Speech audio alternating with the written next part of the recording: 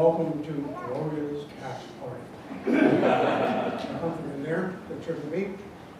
So, I wanted to talk a little bit about that I hadn't seen. I've been taking, as a photographer, I took pictures of Gloria for 50 years. That's my all-time favorite.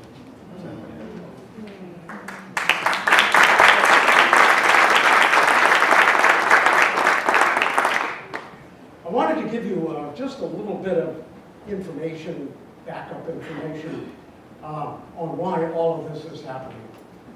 First of all, we couldn't do it sooner because COVID kind of kicked us in the butt. But I'm going to take you back to several years before Gloria became ill. And it was a time when we were losing a lot of our theater friends. It seemed like funerals were just coming up all the time. We had been to one, we were on our way home, and she said, you know, I don't want that. And we said, you don't want what? I don't want a funeral. Funerals are sad, so I don't want a funeral. I said, okay, that works. I said, what do you want? She said, I want a party. She said, I want a party with lots of music and lots of people having fun and having a few drinks and having a good time and just thinking about me in their memory. But not sad, not a sad thing. So that's why we came up with this. Now, most of you out there are, well, I haven't been on this stage in a long time. Oh, it's fun. I've forgotten how much fun. Most of you out there that I have seen tonight are theater-oriented people. But for those that aren't, the term cast party is one that I just wanted to explain to people who don't know. You audition, you get a role, join the cast, you start rehearsals, and that whole process, is that one of mine? And in that case, it's fine. You go through that whole process of rehearsing, being together for weeks and months before the show even opens. And all that time, you become a family. The cast always becomes a family from having spent so much time together. Then you do your show, which runs maybe 3 weekends, and then you hit that very last show, and the curtain closes. You go downstairs, you hang up your costume for the last time, you take off your makeup, and you could just wave to everybody and go home, except there's a cast party, which is a nice way to wind down. So we just felt that doing this in the form of a cast party was the best way to do it. So we've got a great show, we've got some wonderful performers tonight, and I'm just so happy to see so many people here, and I know Gloria would be if she could. So on with the show.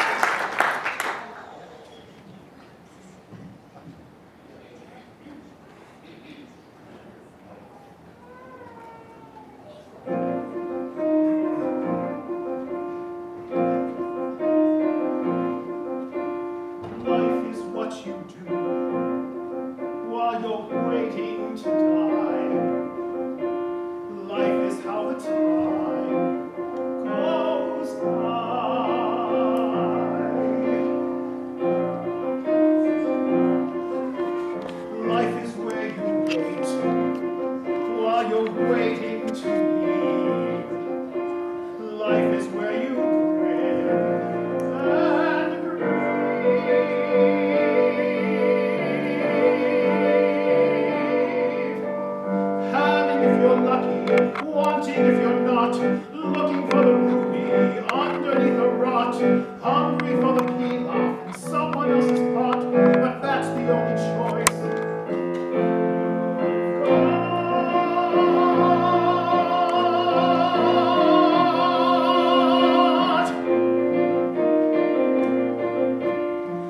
Life is where you stand just before you are flat. Life is only that, Mister. Life is only that, Mister. Nothing more than that.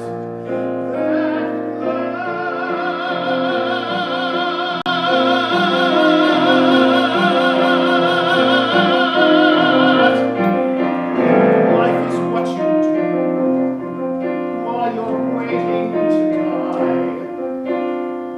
This is how the time goes.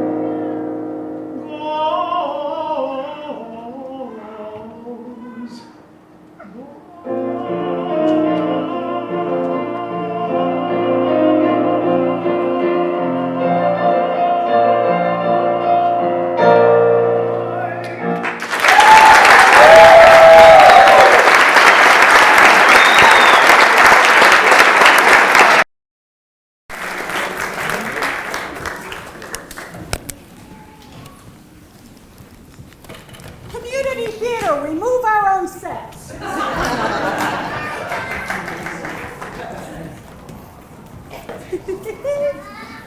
Everybody can put them where they want them.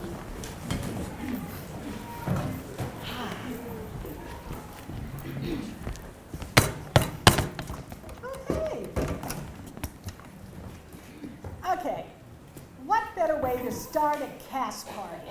Now that was Life Is from the musical Zorba, sung by Bob Gauthier. It's particularly fitting because Gloria and Reggie were part of the national tour cast back in, well, let's not get ahead of ourselves, okay? Good evening. My name is Leslie Chadbourne, and I'm going to be your tour guide tonight as we spend some time at a long-awaited cast party for Gloria.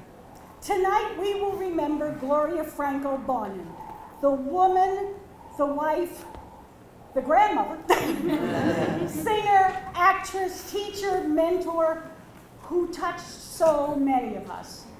And there are far too many memories to share here. You can talk about them in the lobby afterwards, trust me. But we have gathered some highlights, and since this is Lyric Music Theater, we're going to see her in this context, in the ways she contributed to and was part of the Lyric family. Well, first, a little bit of backstory. Gloria was born and raised in Fall River, Massachusetts, one of a talented family of her parents and 7 brothers and sisters. As a child, she performed frequently as one of the Franco family singers, Fall River's version of the Von Trapp family, who sang all kinds of music, folk to Broadway to religious to barbershop, all over the area. And I have it on good authority that an important test for prospective sons-in-law was if they could sing and harmonize with the rest of the bunch. Am I right, girls?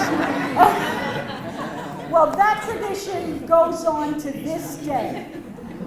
We would like to welcome to the Lyric stage the current generation of the Franco family singers, sharing their joy of family, music, and Gloria.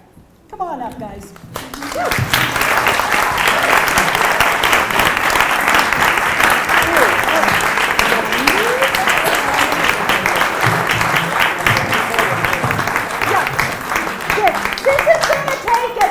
There's a few of them.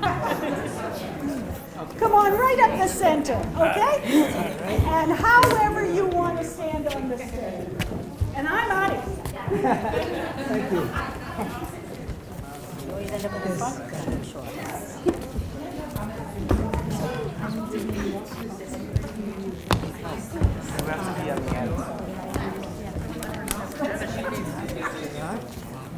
Obviously did not practice this class. I don't want to be in the class. I'm going to go here.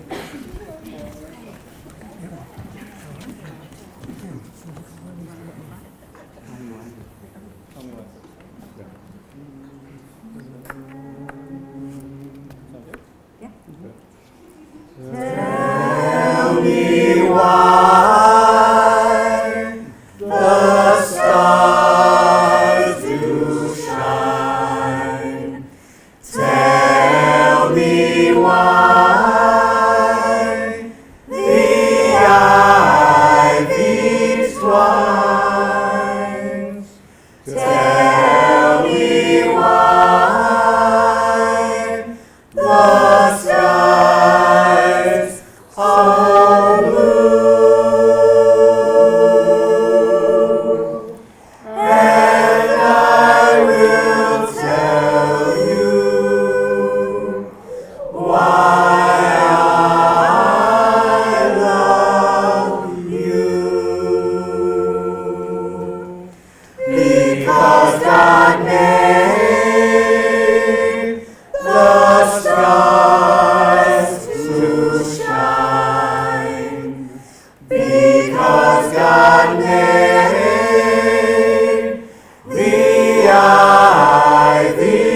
wine, because God made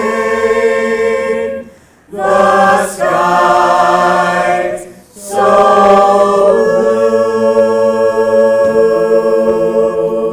blue. That is the reason why I love you.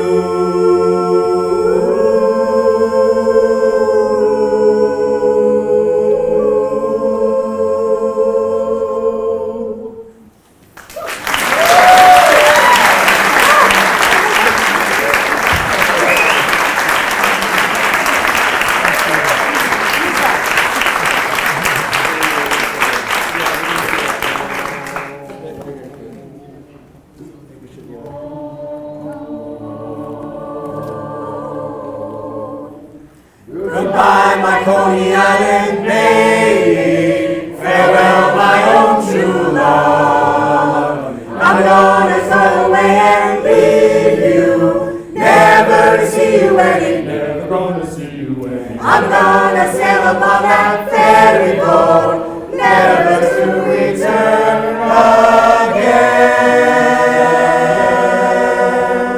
So goodbye. Goodbye, my Coney Island. Goodbye, my Coney Island. Goodbye, my Coney Island. Goodbye, my Coney Island baby. Farewell, my own true love.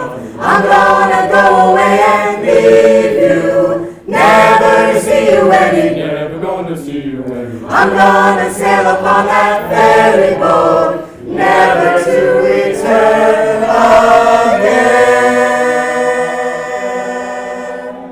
So goodbye.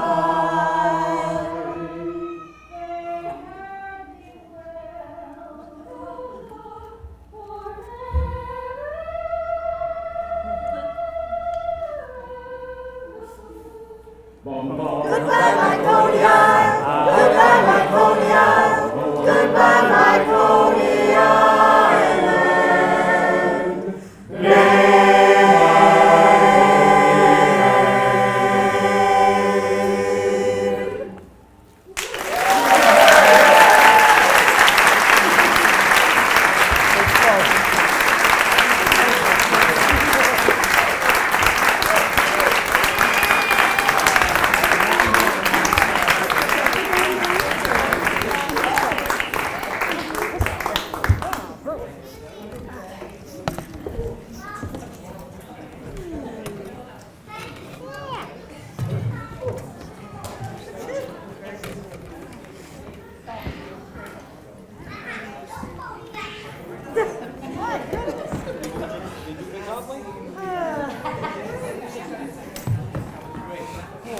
You got everybody?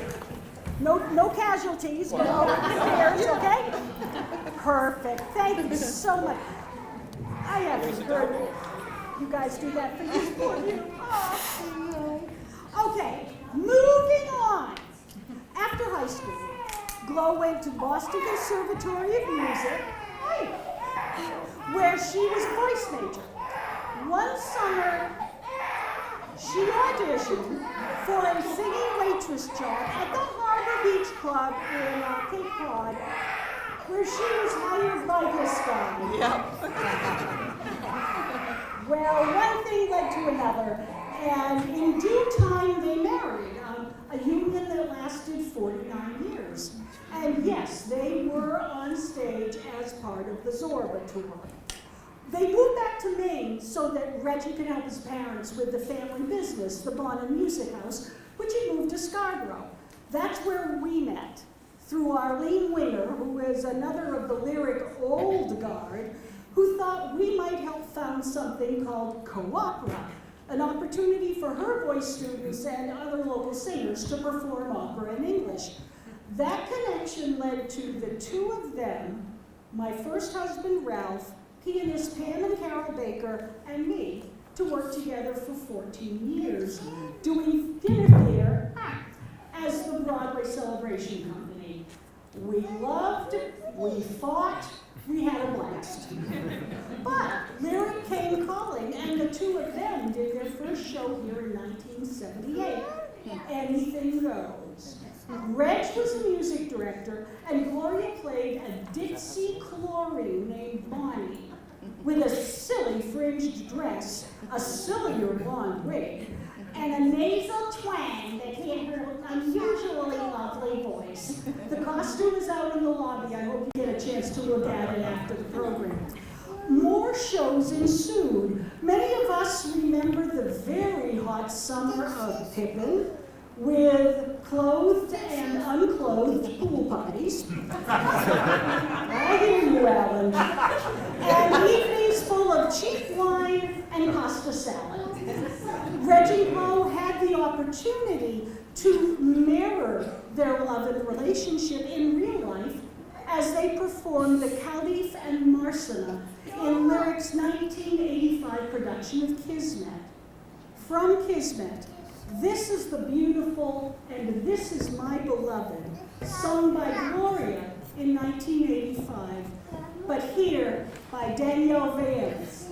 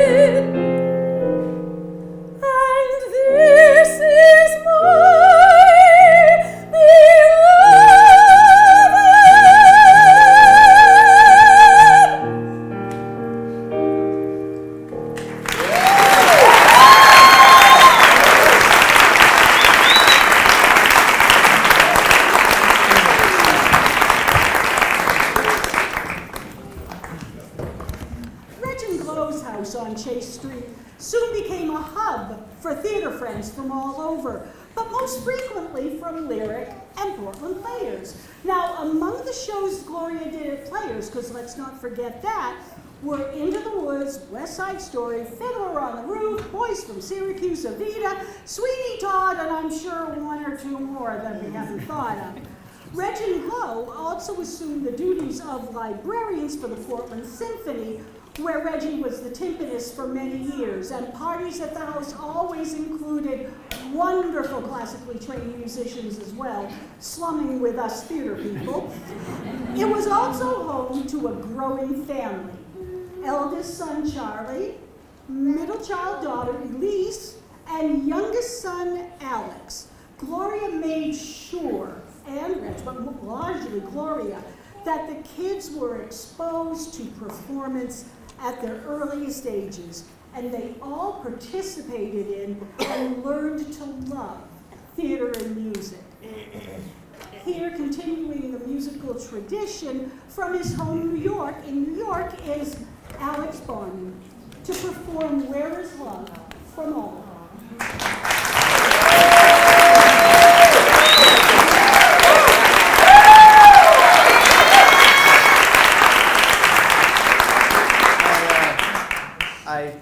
I'm not sure how old I actually was. I think I was 4 or 5 when I sang this on this stage. 5. So here it goes.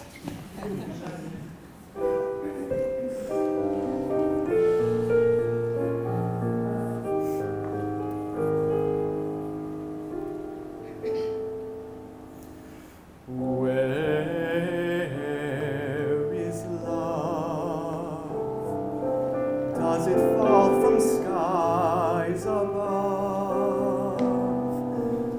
Is it underneath the willow tree that I've been dreaming of? Where is she who I close my eyes to see? Will I ever know the sweet hello that's meant for only me? Who can say where she may hide?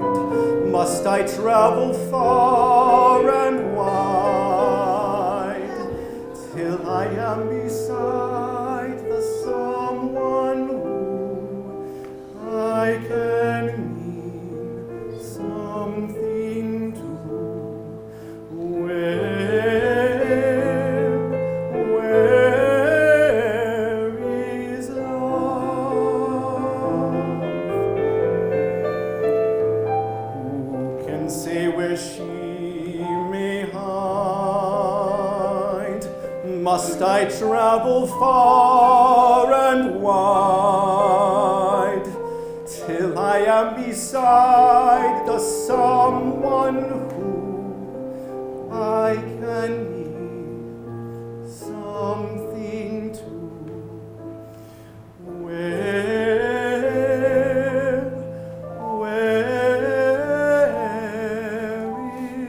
is love?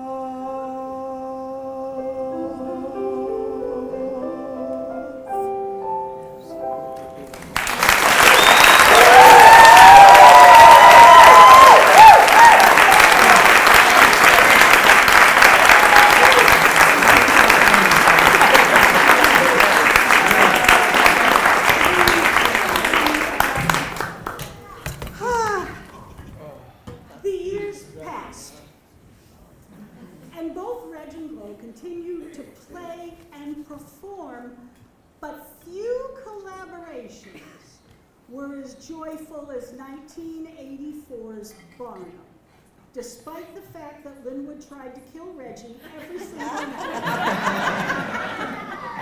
Reg played Phineas T. Barnum, and Gloria, his long-suffering and exceedingly patient wife, Charity. Gloria's natural energy and good old New England spunk shone on the stage, but no more perfectly than in her duet with Phineas, I Like Your Style, which will be sung here by Maggie Barnard and John Libby. After that, we will hear the poignant Colors of My Life, a beautiful perspective on living one's life fully and with love. John?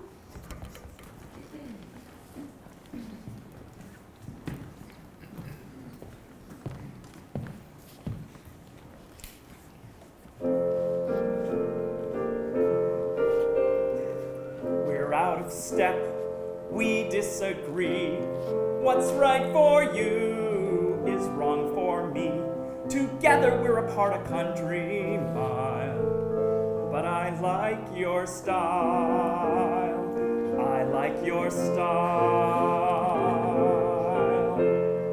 When propose, then you protest.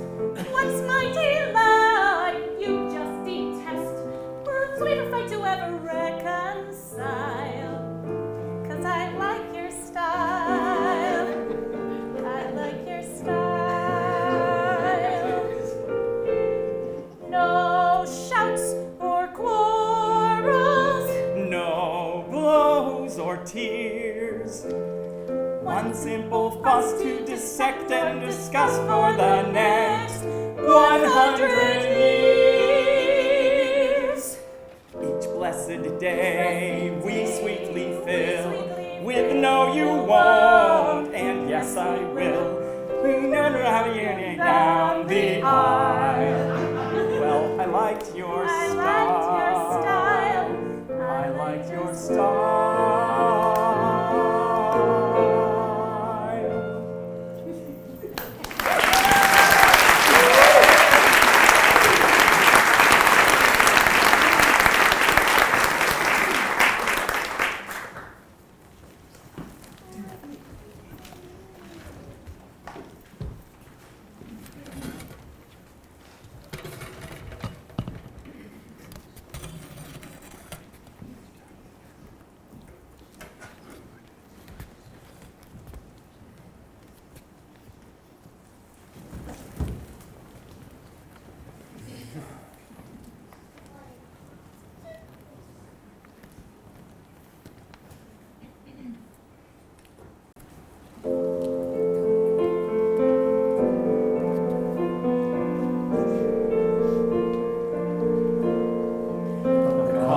Of my life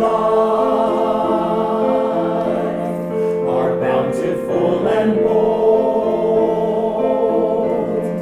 The purple glow of indigo, the gleam of green and gold,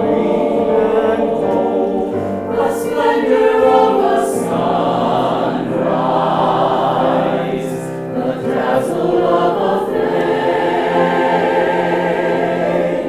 a glory of a rainbow, I put them all to shame. No quiet browns and grays, I take my days instead and fill them till they overflow.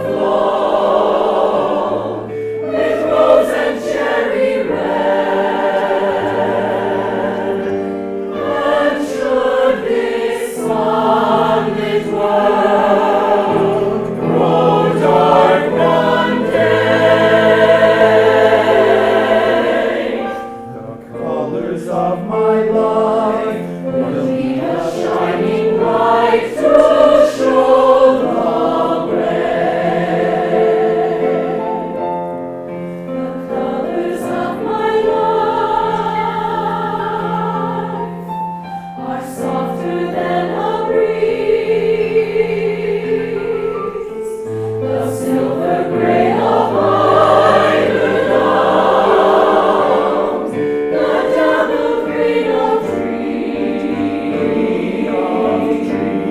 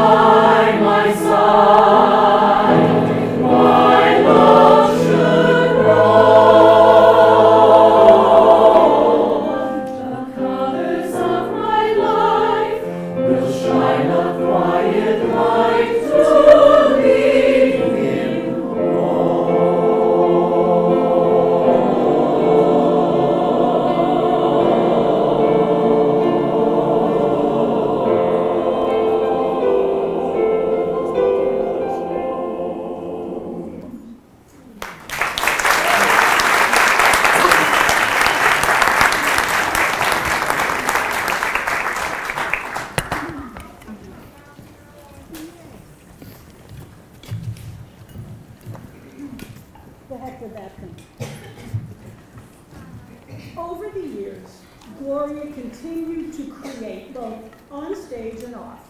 Her maturing family saw the house on Chase Street filled to the brim with adult and student friends alike, but there was always time for performing.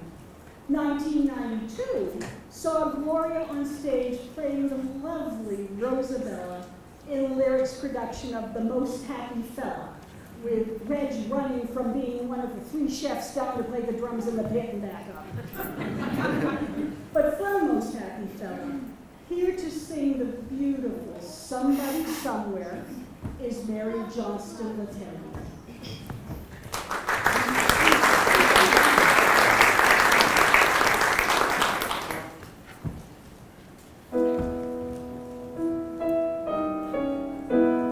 Wanting to be wanted,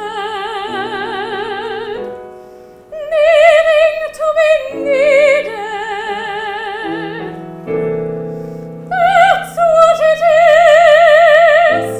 That's what it is.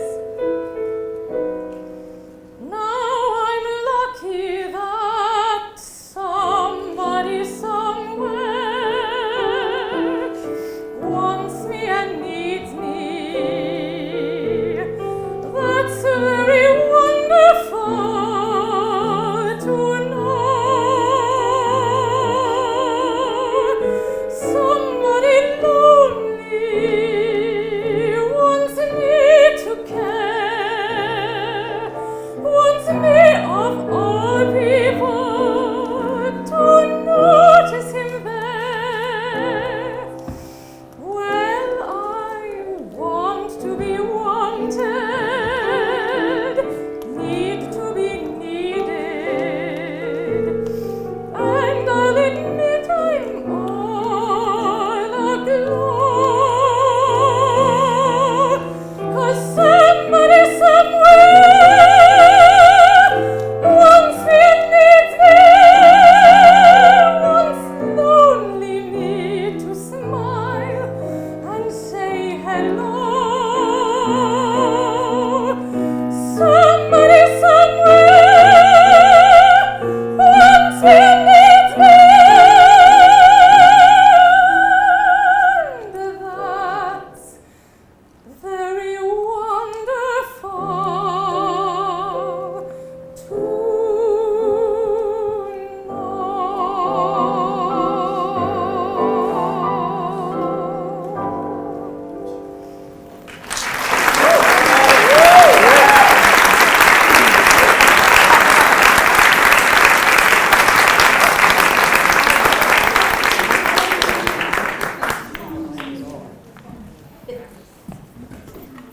In 2003, Gloria co-music directed MAME and provided all of the high notes. And there aren't a lot of them. Jerry Vernon hated sopranos, I swear. 2004, though, saw the vocally beautiful and dramatically devastating production of Titanic, in which Gloria and Reggie played Isidore and Ida Strauss, 2 wealthy first-class passengers who chose not to leave each other, but to share their lives to the end. Their second act duet still stalked the show nightly with tears. Its poignant lyrics, a true reflection of their real-life relationship. It will be sung for us now by Rebecca Rinaldi and Bob Gauthier.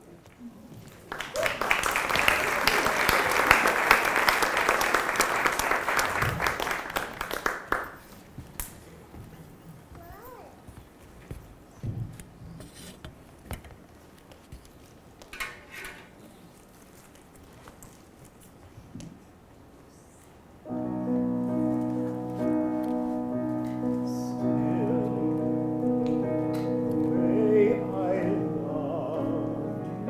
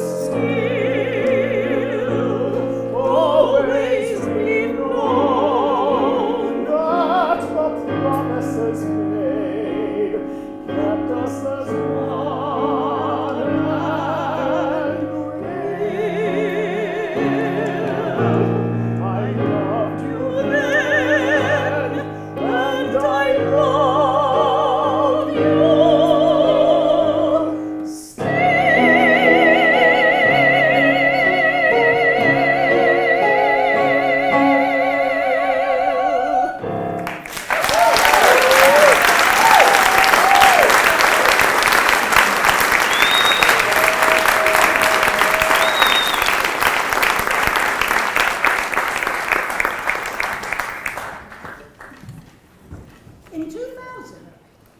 Reggie and Gloria started Creative Outlet Studio, in which they took their natural talents as singers and mentors to create a caring environment for talented young people, and a few older ones too, to grow their individual talents. One of those students, Nina Stevens, is unable to be with us today, but her parents, Robin and Drew, have something to share with us.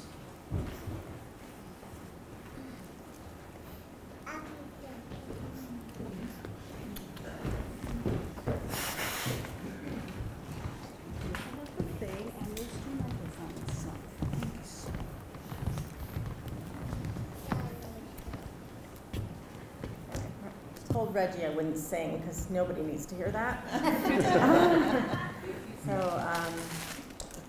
I met Gloria in the summer of 2012 when she and Reggie were running a musical theater camp at Wayne Fleet. Nina was 6, and of course she loved every minute of her camp and her teachers there. I met them a few times because, as a natural worried mom, I wanted to check in on her from time to time. Gloria immediately struck me as someone who had it all together. I was honestly a lot intimidated by her self-confidence, and she just had this aura of fabulousness about her.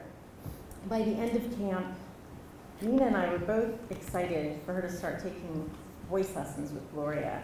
And within a short time, I knew that I not only had an amazing vocal teacher for Nina, but also I had made a friend for life. And while that time was too brief, trying not to cry, I acquired many special moments, many Gloria moments that I hold in my heart, which I'm going to share now.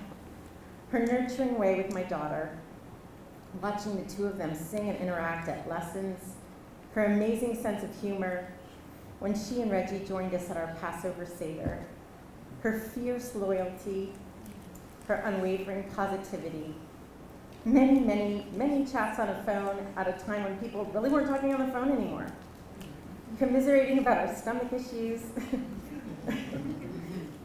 taking me out for dinner and drinks after my mom passed away, coming to the Hillary Clinton rally with me, just with Reggie, commiserating about the political landscape, many glasses of wine, sharing her love of her gardens, sitting by her pool in the sunshine, and although it goes without saying, hearing her beautiful voice. I feel fortunate to have had her in my life, and I feel blessed that I got to be a part of hers.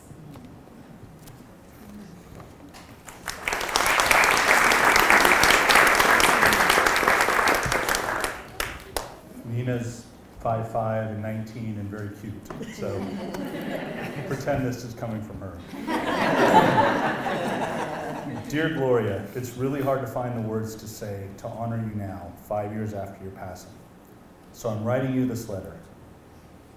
When I was 6 years old, I did my first show with you at Wayne Fleet.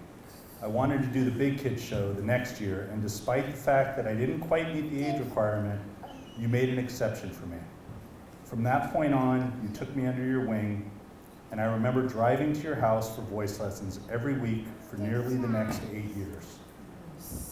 You were the best voice teacher ever, but also so much more. I grew up far away from my grandparents, and so I never got to experience the close bond that comes from the frequent visits to a house filled with good smells and kind smiles. You and Reggie became my grandparents, as much as anyone else though. When my mom lost her mom, it was really hard for her, and I was too young to understand how to help. I remember that you brought her comfort though, and helped us all through that transition. Every show I ever did, my bio in the program thanked both my family and Gloria Bonnin for helping me to sing, of course, but also for giving me the confidence to show up to every audition, ready to belt it out and land a leading role at the ripe age of 8 or 9. Every time I sang, I think of you and how proud you'd be of me. I also know that when I decided that I wanted to break from singing and theater to try new things, you were still proud of me. I was always scared of letting you down if I stopped our lessons, but I learned that our bond went beyond teacher and student. You still came to see my freshman musical while you were fighting cancer, and I knew that you'd always cheer me on. even if singing wasn't what I chose to do. It meant so much to me, and I don't know if I'll do a musical again, and if I do, it will certainly be bittersweet because you won't be there to see it. But I always put your name in my bio and know you'll be there in spirit. I love you, Gloria, from Nina.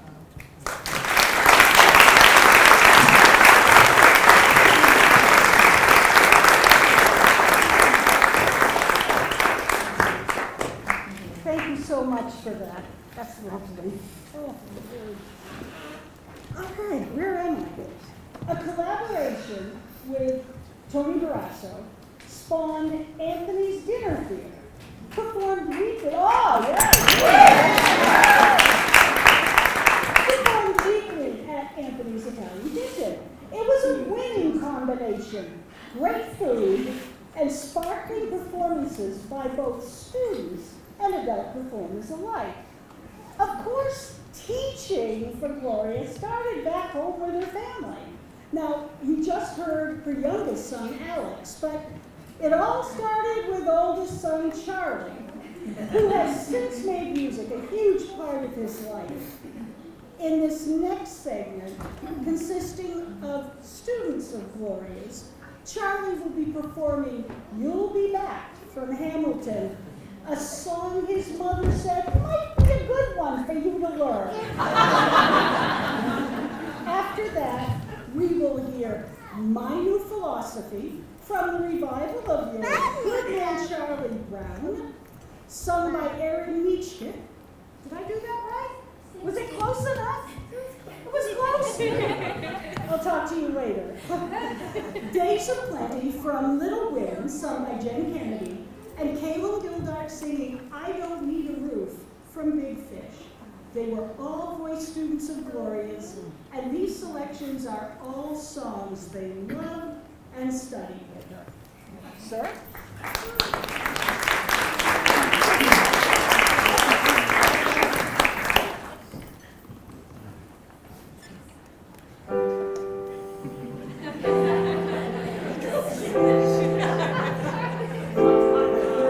You say the price of my love's not a price that you're willing to pay.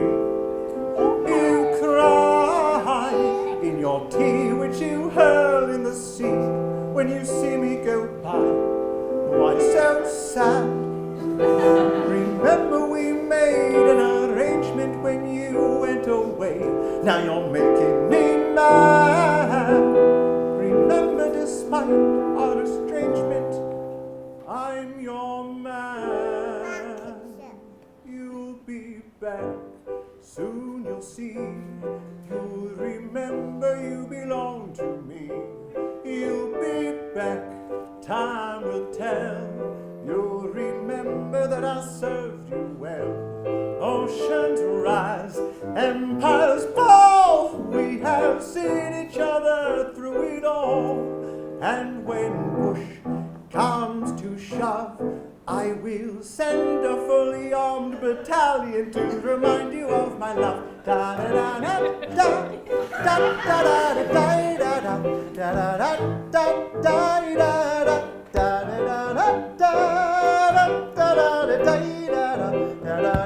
da da. You say your love is waiting and you can't go on.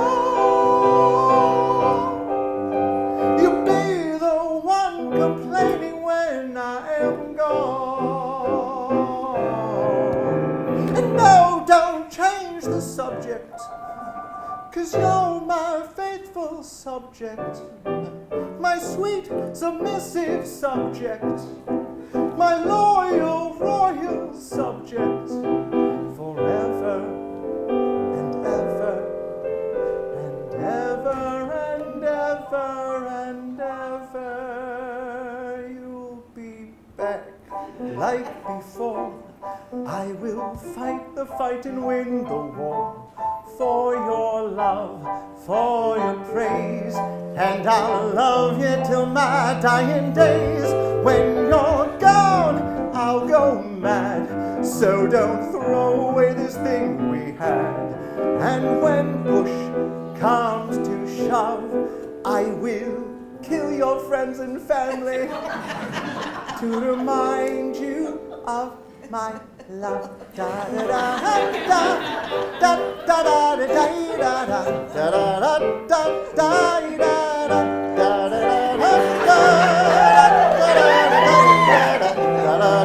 Everybody, da da da da da.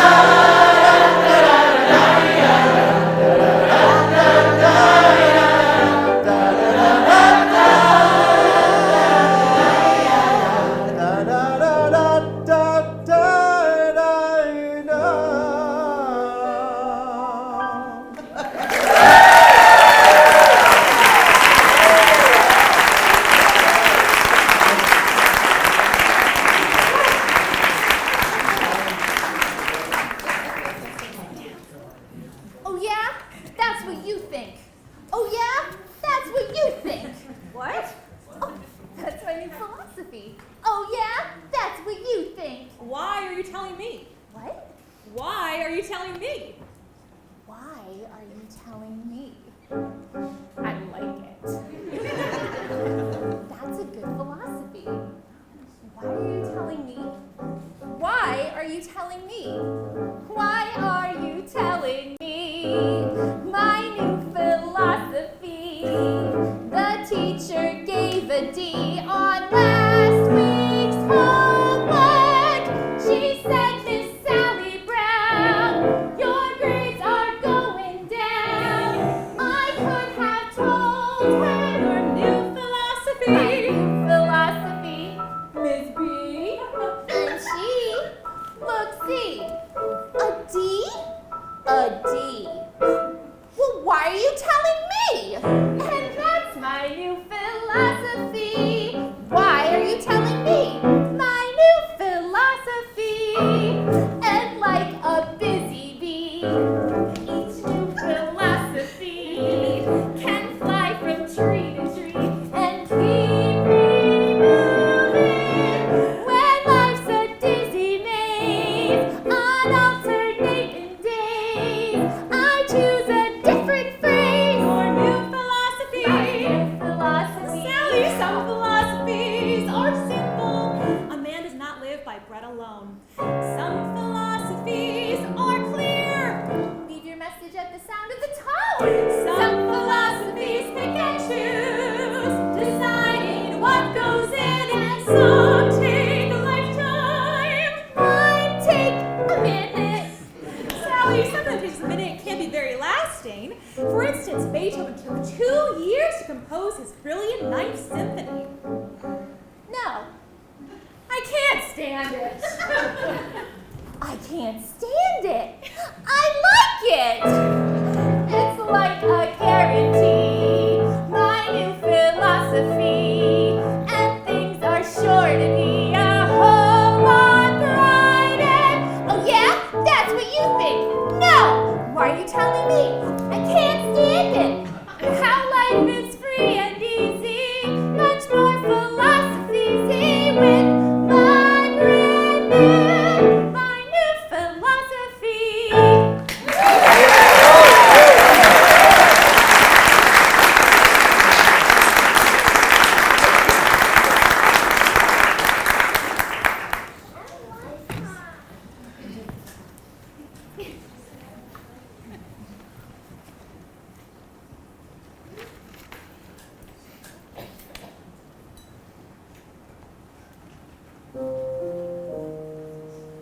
Retreat of the sorrow. I never thought I'd have reason to lament. I hoped I'd never know heartbreak. How I wish I could change the way things went. I wanted nothing but goodness. I wanted reason to prevail. This bare emptiness. I wanted days of plenty. I refuse to feel tragic. I am making for more than pain and grief. I've just got to be meaning. After all, when life has been so brief, I have got to learn something.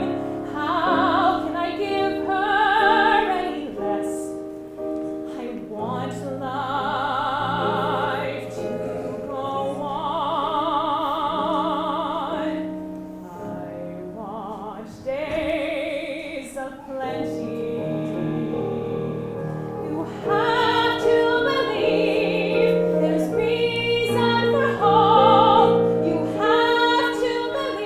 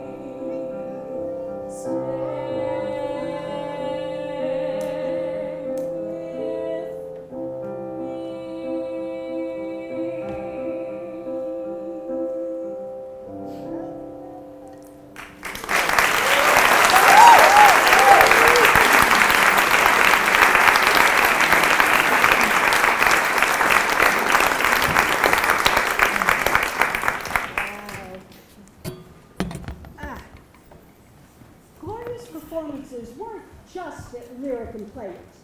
Over the years, she also performed with the Portland Symphony, the Footlights Theater, Cast Aside Productions, to name a few. But the travel bug was starting to hit her hard. Over the last years of her life, she and Reggie did some traveling, including memorable trips to Hawaii, Portugal and the Azores, and there was this one spectacular trip to Italy with their daughter Elise, where she fulfilled a lifelong dream in Florence of singing Puccini's "Oh mio bambino caro" on the Ponte Vecchio, spanning the Arno River, just where the character Loretta was in Gianni Schicchi. She wanted to do that for so long, and she got to. Tragically, in late 2020, she was stricken with cancer. Her daughter Elise gave her the great gift of moving home to help take care of her. Her friends and her family, she called us her warriors, offered encouragement, food, laughter, support, love, and turtles. And anybody who is one of them knows the turtle story. At this time, Elise would like to share a few thoughts about her mom.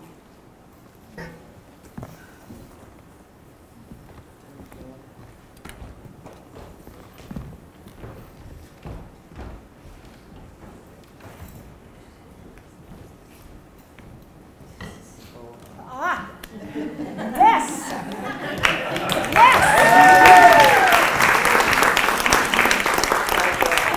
And it's still shedding, too. Oh, my, what you have seen. My mother, Stellar Bola, gonna help me through this because I'm not really good at speaking. You got it, girl. Thank you so much to everyone who put this together. I can't express how much it means to me. Thank you to the amazing singers, especially my brothers and my Francos. I love you all so much. Looking at the seas of faces in this crowd, you all meant so much to my mother. And while she only had 3 biological children, I know she was a surrogate mother to so many of her students, and in many cases, her friends. She just had that maternal instinct for everybody and always wanted to take care of people. If she asked you how you were doing, she wasn't just making small talk. She really wanted to know. And if you were going through something, she really wanted to help you and give you her best advice. In some cases, if you were her child, she wouldn't always wait for you to tell her what was going on.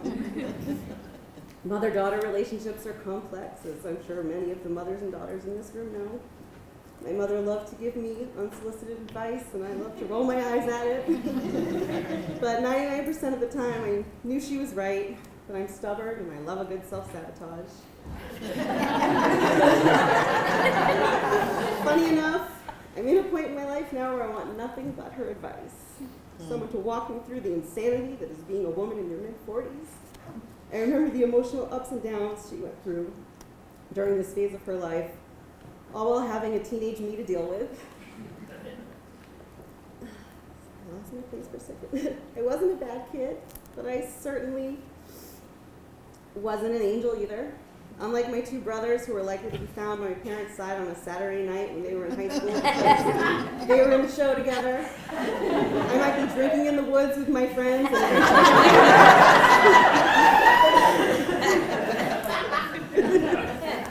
I did love singing and performing when I was a kid, but my sensitive little soul, and my fear of rejection, and stage fright got the best of me, and I distanced myself from that piece of me by the time I hit middle school. And even though I do still love to sing, limited to when I'm alone or doing karaoke with a little bit of liquid courage, I lament that I stopped training my instrument. A few weeks ago, I had decided that I was going to sing something. I wanted to sing "Someone to Watch Over Me," a song I've heard my mother sing more times than I can count. I always loved hearing her sing Gershwin. I thought she did such a beautiful job with those songs, along with pretty much everything else that she sang. There was something about the emotion on her face and the sense of longing, hope, and a twinge of sadness that she conveyed when she sang those songs. I can still see it so clearly in my mind's eye. And I did try. I did a lesson with my very patient brother, Charlie, who is a great voice teacher, but he's not a magician. Maybe if I'd started working on it like 2 months ago, it would have been a different story, but I just didn't want to get up here and give all of you secondhand embarrassment. I probably wouldn't have been able to get it through anyway without crying, so it's probably for the best. I can only hope to be half the woman my mother was. She had 3 kids by the time she was my age, and again, had to put up with a teenage me. I have 1 3-year-old dog that I can barely handle. So I'm on a slightly different path at this point in my life, but I do love that dog the way she taught me to love, unconditionally, with all my heart, maybe just a sprinkling of smothering. I hope she's proud of me, proud of how I've survived the past almost 5 years without her, even though a lot of days it feels like I'm barely survived. And I hope she's proud of the auntie that I am to her beautiful grandsons, and how I'm going to just adore her almost here granddaughter. I know she's proud of the fathers my brothers are, and that they made families with 2 amazing women who are such beautiful, loving mothers in their own right. And I know she's especially proud of my dad for being the most amazing grandpa those sweet babies could ever ask for. She was so looking forward to being a grandmother. It will always break my heart that those babies won't get to feel the biggest hugs from the tiniest woman. People often tell me I remind them of her. And anytime I'm compared to her, I see it as the ultimate compliment. I'm doing my best to give her grandbabies at least some semblance of the love and warmth that I know they would have received from her. Thank you again so much to all of you. This means the world to me and the rest of my family. I think this is the catharsis that I needed, and I know I'm not alone. Not being able to have any kind of service for her during COVID was so difficult. Not be able to do this, see how many people loved her in person, even though it was very clear over social media, it left a feeling that something was so unfinished. My ADHD brain didn't really know how to start to pull something like this together, so I'm just so happy that we're finally doing this. And it's giving my heart peace that I haven't felt in a long time. In closing, if you're lucky enough to have your mother here with you, please don't take her for granted. Let her mother you for as long as humanly possible, because you never know when you won't be able to anymore. Thank you so much.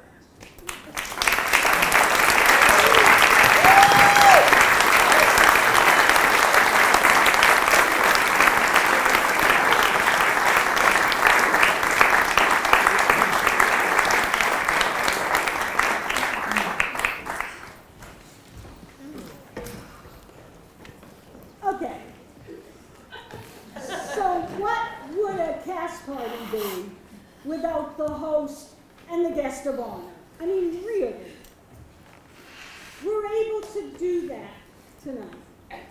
During lockdown, Sarah Sturdivant reached out to friends and colleagues to do a Zoom concert, because that's what everybody did. And Gloria was determined to be a part of it, to share her story. Here, singing Charlie Chaplin's, I can't get through this, Smile, with a little support from us, is Gloria, as we all remember and love her.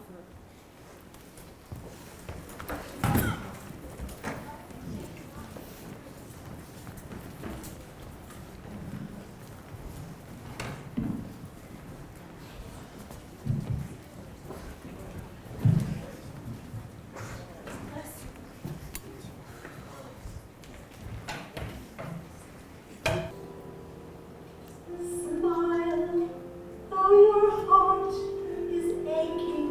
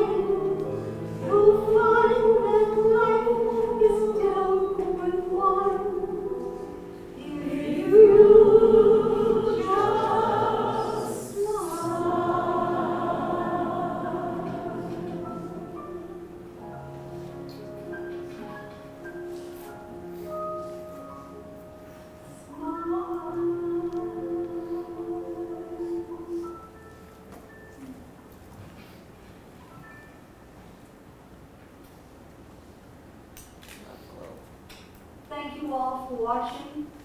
I just want to give a little background to people that don't know me. On October 9th, 2019, my life took a whirlwind turn. I had a very full day teaching and just doing my everyday things. And at 6:30 that night, I was acting a little strange, and my husband thought I was having a stroke. So he didn't listen to me. I said it was just my phone mixing up. He called 911, and I remember the EMTs being in the living room, asking me questions, which I tried to answer. Then the next thing I know, I'm in a stretcher and being put in the ambulance. And that's the last thing I remember until the next morning, Thursday, October 10th, when I woke up at Maine Med in the hospital room, surrounded by my 3 grown children, my sisters, and a medical team. After all the testing during the night, which I slept through or was drugged through, they told me my diagnosis was small cell adenocarcinoma, which originated in my lungs and metastasized to my brain, which caused the seizures, my bone, my liver, my intestines, and I think that's it. So it's been a journey, and I want to thank all my family and friends who have been my super warriors, following my journey, offering suggestions, bringing gifts and food, and just everything. I'm so grateful to all of you. Thank you.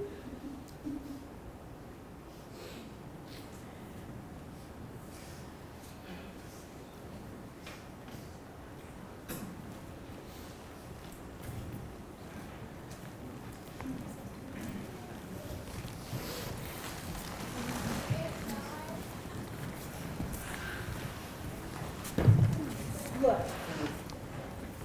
there is so much we could all say about Gloria Franco Bonnin. We have a scratch the surface here. We hope you'll join us in the lobby for some refreshments, conversations, a few tears, lots of laughing, please. All the nasty, dirtiest stories you can find. Glo was so saddened by recent losses in our community, and she decided she wanted one hell of a party rather than a memorial, as Reggie said. That's our job. But before we join in one last song, there's something I'd like to share with you. Before lockdown, I was helping Gloria organize some students for her music. Yeah, that's good. Music for her students for a NAT competition. And she talked about a duet she wanted us to sing when she felt better for a future lyric fundraiser. And, well, it never happened. I don't sing much anymore, and, well, my duet partner's gone, so. But let me leave you with a few lyrics that she chose. The lady always knew how to pick them. It well may be that we may never meet again in this lifetime. So let me say before we part, so much of me is made of what I learned from you. You'll be with me like a handprint on my heart. And now, whatever way our stories end, I know you have rewritten mine by being my friend. Like a ship blown from its mooring, like a wind off the sea, like a seed dropped by a skybird in a distant wood. Who can say if I've been changed for the better? But because I knew you, because we knew you, we have been changed for good. What?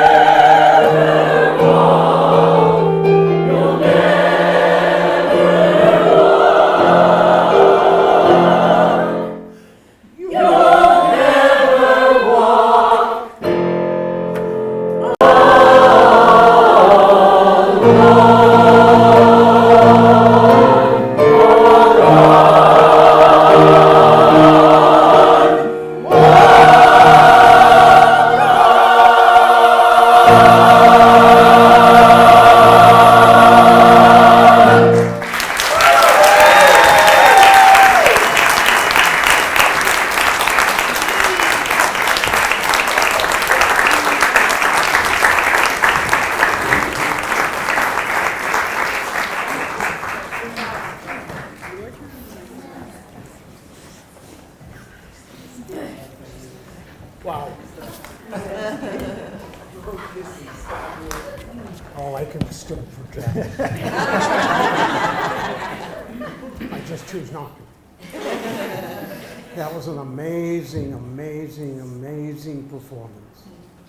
It's just, oh, I know what I want, but not for a while.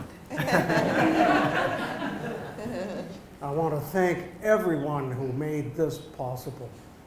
It was just wonderful, wonderful, wonderful. And all of you out there, you know, it's, we're talking about cast parties and when the show is over. Gloria's show ended almost 5 years ago. And you're the cast. Let's go.